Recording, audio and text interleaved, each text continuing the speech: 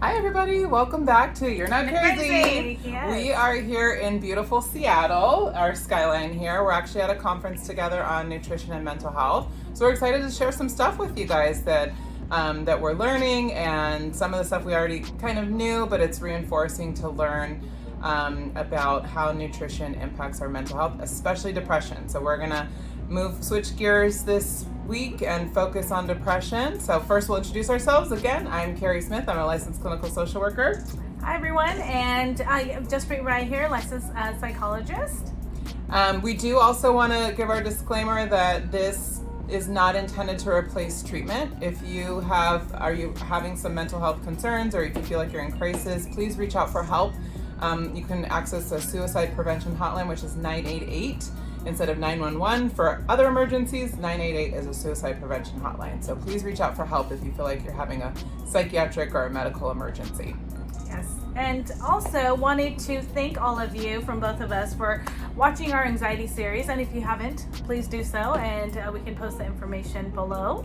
And so now we're starting our depression series. What is depression? So definitely can say we are all human and we all experience this. Can't say I've met anyone that hasn't said, I just feel sad, I feel down, right? But then there's more symptoms that do consist of depression.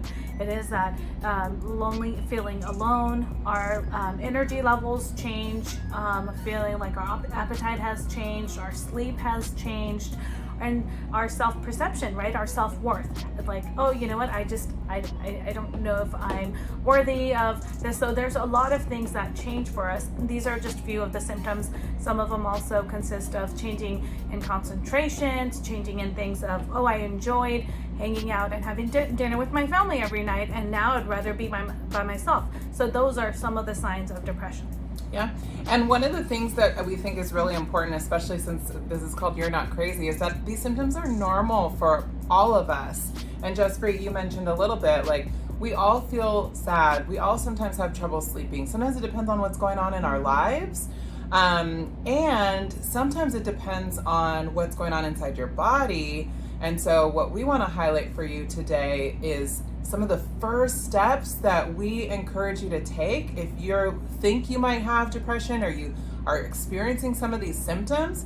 Go see your doctor. If you haven't been to the doctor in over a year for a full physical, we're talking having your blood work done, having your vitamins and mineral levels checked, we're going to give you some ideas of what to ask your doctor for, then go see your doctor, because a lot of common deficits with various vitamins and minerals can be the same symptoms that we experience when we're clinically experiencing depression. So feeling tired, fatigued, sad, depressed, unmotivated, those symptoms can be a vitamin D deficiency. Those symptoms could be a liver deficiency. Those symptoms could be an iron deficiency. So there are a lot of things that we can't see. It's not tangible, but we feel it, and we realize there's something going on. And for a lot of us, I think we jump to, I must be depressed, right?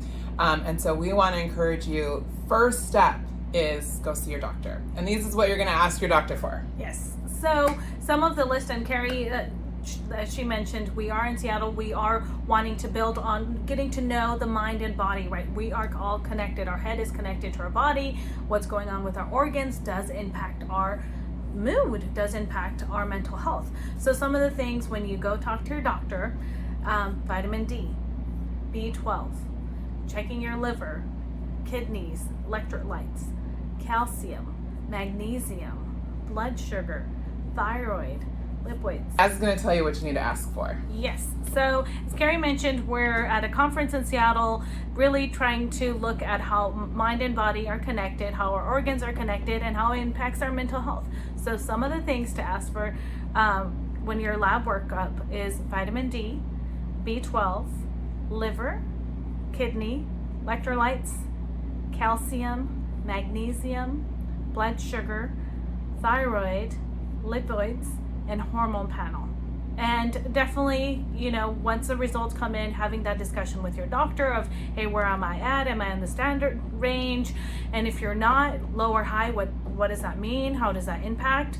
So really working with your physician on this, and they will definitely help guide and navigate the treatment piece, but definitely starting there, because again, depression can be other things, but it could also be some of the medical things that we've listed. Yeah, and we want to rule out these other potential medical conditions before we focus on some of the treatment for depression, because if there's something medically going on, if you're deficient, say your iron levels are low, and that's the reason you're experiencing fatigue and low energy and lack of motivation, we could encourage you to try all these tools, and they're not gonna help, right? Because what actually you need is to take some iron, potentially. So work with your doctor. Remember that this is a first step if you feel like you're experiencing some depression.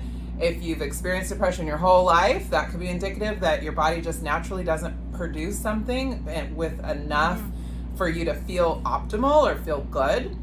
Another piece that I want to add before we wrap things up is that a lot of times the doctor will have a range like this of what is a normal or a healthy range.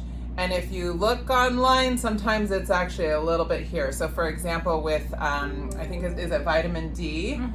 Vitamin D, they'll recommend somewhere between 30 and 80. Well, we might say, actually between 30 and 50, you might be feeling some symptoms, right? So we can't make a recommendation to say, this is how much of a supplement that you should take. But definitely work with your doctors and say, hey, I'm pretty close to that, that 30 to 50 range that seems kind of low. Is it okay if I take an additional supplement? So I think that's all for today. Yes, and stay tuned for additional episodes for this depression series. Bye, everyone.